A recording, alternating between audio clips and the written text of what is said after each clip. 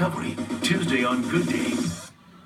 We are back. The Moriah School in Englewood, New Jersey recently faced a terrible tragedy when nursery school student Evan Levy lost his battle with cancer. And it had an enormous impact on students and faculty both. But it also brought the school and the community together as students lead an effort not only to raise awareness, but to do it in the memory of someone who lost their life way too soon.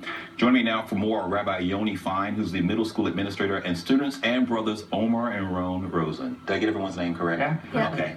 First of all, let's talk about Evan. Evan, yes. Yeah, tell us about Evan. So Evan was just a lively nursery student in our school. When we heard about his passing, it was a very rough night. He would come into school, no matter what treatments he had, tubes, just smiling, hugging every teacher. The teachers all spoke about just his energy, how much he loved to be in class, and it was a big loss in our community. We all felt it, and we felt, as an educator, it's not a really good experience sitting there thinking about how you're going to wake up the next morning and approach your students and how to talk to them. There's been a lot of tragedy in our community this year, unfortunately. And being able to speak about it with Omer and Rone the following day in class actually led us to really take those emotions and try to find a way we can drive them into something really special to honor Evan and make it purposeful. So you partnered with Hackensack Children's Hospital and Tackle Kids Cancer, correct? Yeah, that's the name exactly. of the organization, right? Yeah, so the two organizations is actually a brainchild of Omer and Rone. We were in class that next day, and I had an open conversation with them and just said, hey, we're feeling sad. We've been through a lot. We spoke about our feelings, we hashed it out, and I raised a challenge to the students. This year we started a fellowship at the school for the first time. We teach a lot of academics, math, science, English, Torah study at the Jewish day school. But we don't really teach the students how to be part of the community, how to be citizens. So for the first time this year, with a grant from a fellow named Mendel Bulk, who had recently passed away a month ago as well to cancer, together with another administrator, Rabbi Eitan Lipstein, who works with me, we created a mandate, 30 hours minimum, every middle school student, community service after school. That's pretty awesome. It was incredible, and it was new. And not many schools in the area, I don't know of any really in the middle school area that have done it.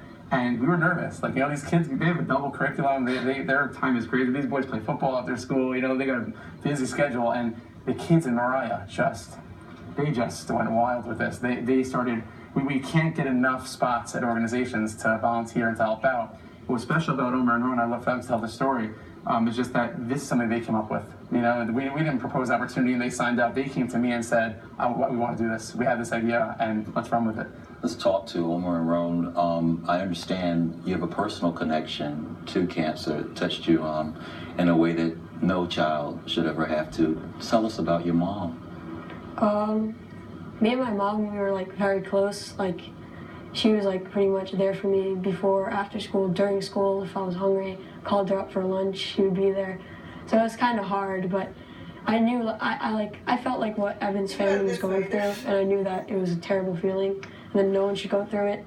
So I figured out a way to try to help them, and I hope that it's helping them. And each and every day I hope that someone would find a cure for cancer, because no one should go through that type of pain. When did your mom pass? How many years or how long has it been? A couple months. Couple months. It's only been a couple of months. Yeah. How are you handling it? Tell us how you boys are doing. We're okay. We miss her, but happens in life, but it shouldn't happen, but it happens, so hopefully it doesn't happen to anyone else. Yeah, our father and my cousin, my aunts, my uncles, our whole family's been helping us out. Yeah. My Rabbi Fine, my other rabbi, Rabbi Lipstein, our school, everyone has our backs, so it's good. It's like another family, pretty much.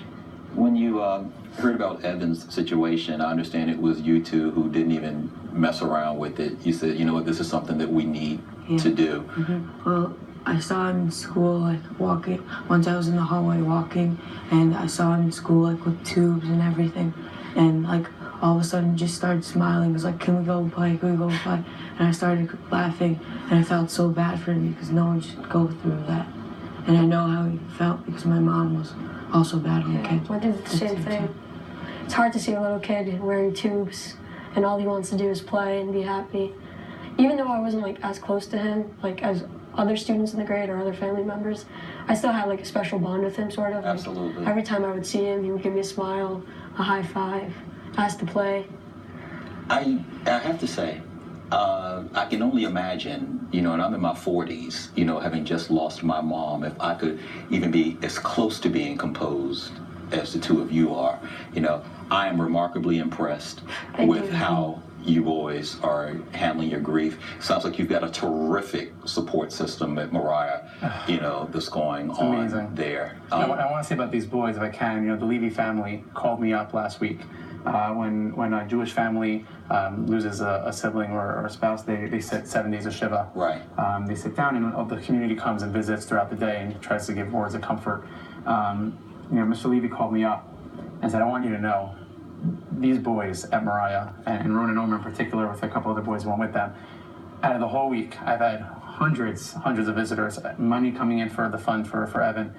The best comfort I got was when these boys showed up. He said they knew what to say, they knew when to listen, they really lifted him up. And when I felt such like in my heart, I was like, this is what Moriah's about. But to see young boys who've gone through what they've gone through, and initiate that after school to go to a Shiva house, where as an adult I've been there.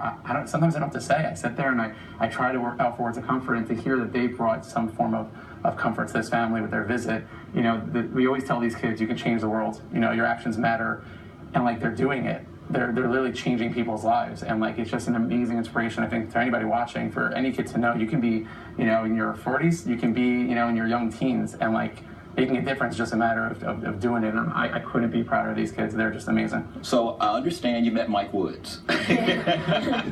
Tell me about meeting Mike Woods. He's just the man. He is. Funny guy. I met him in a funny place on a cruise out of Barcelona, 3 weeks after my mom passed away.